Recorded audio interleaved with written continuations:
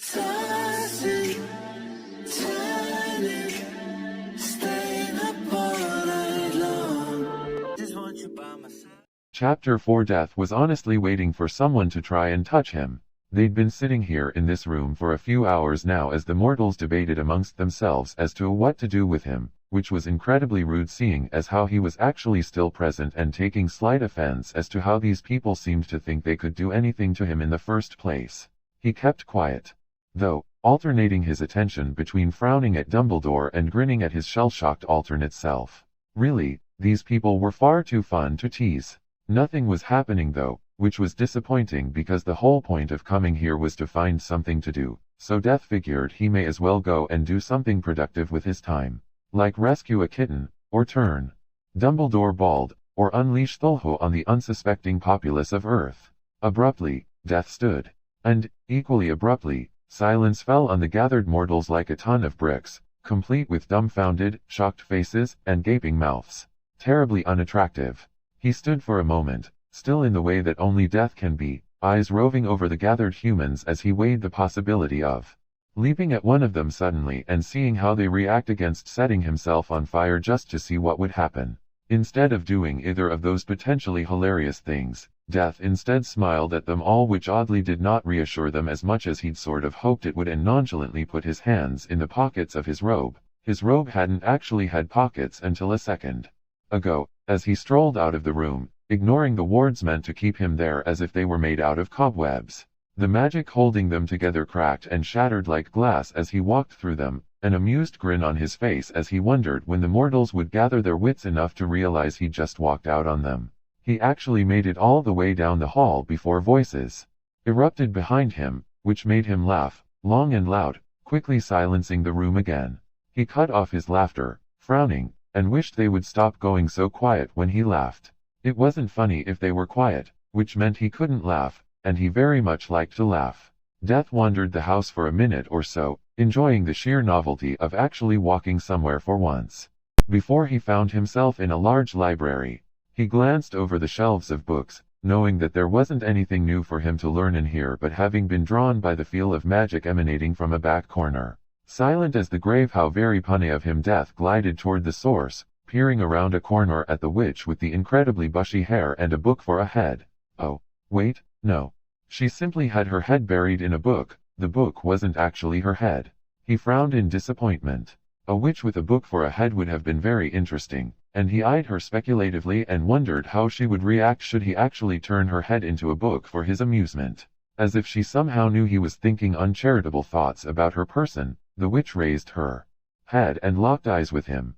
Death's smile grew slowly, pleased to find someone willing to make and maintain eye contact with him without going mad, and conversely the witch's frown increased in proportion to his smile. "Who are you?" the witch finally asked in a slightly bossy manner that Death decided to overlook in favor of an actual conversation with a living being.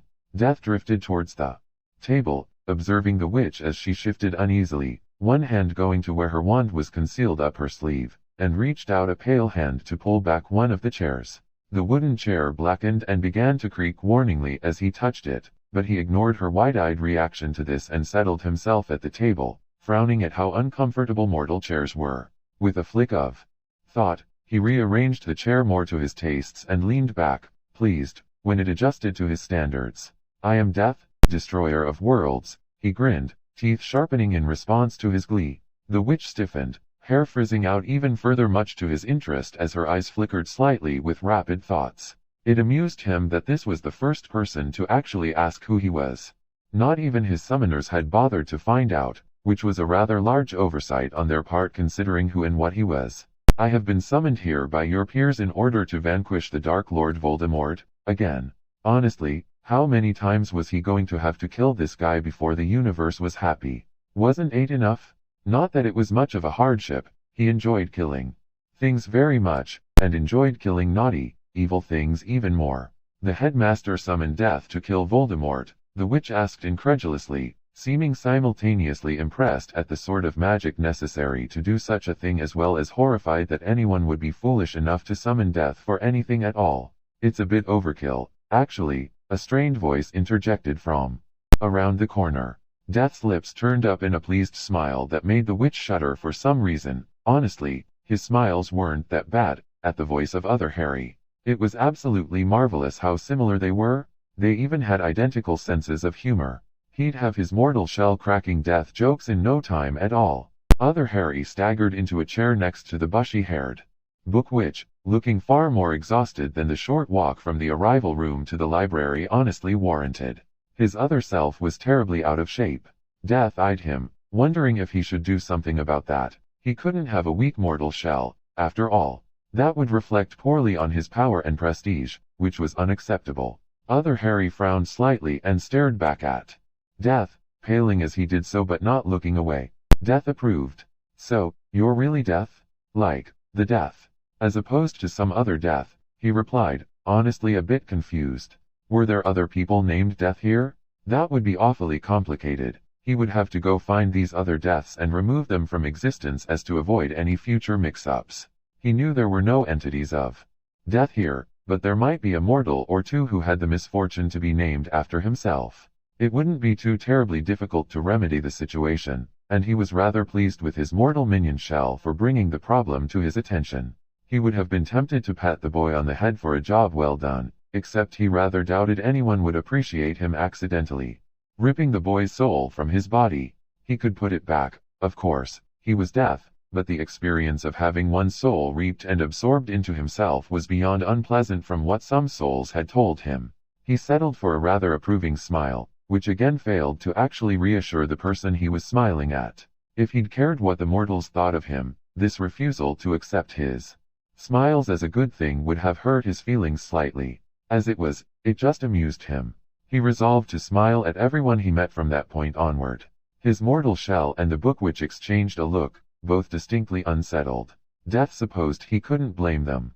He was awfully magnificent, and sometimes mortals had a difficult time adjusting to the sheer glory of his presence.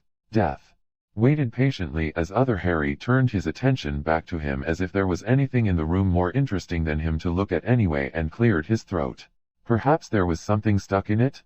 Death again wondered if the boy was ill in some manner, but refrained from checking. If it was important, someone would bring it up eventually.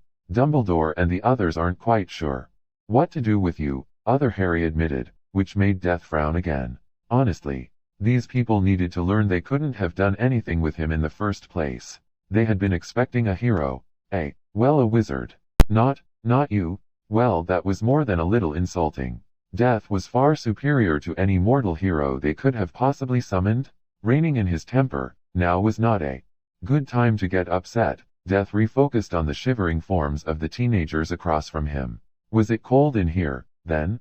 Death didn't really feel the elements all that much, so he really had no way of knowing.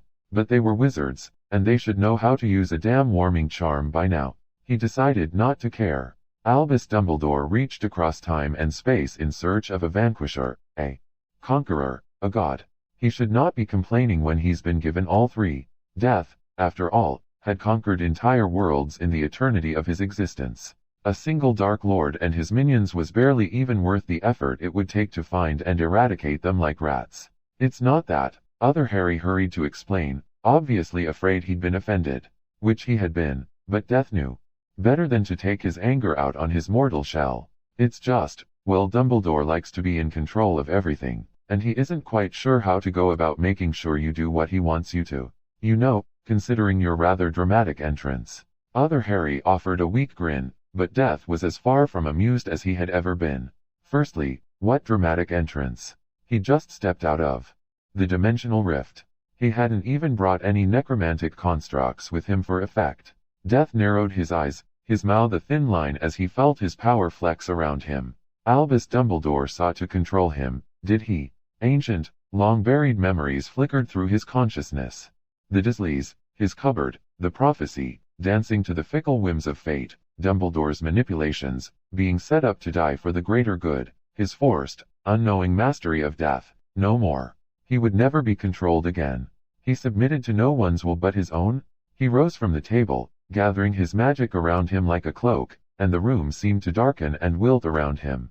He barely noticed the two teenagers scrambling out of the chairs as the table and seating began to warp and rot beneath them. I am Death, he rumbled, voice low and gravelly with hate and anger. He could almost taste the brimstone in the back of his throat as his voice rose to a roar.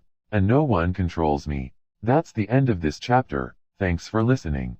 Be sure to like and subscribe for more and to help this channel grow. See you next time. Bye bye.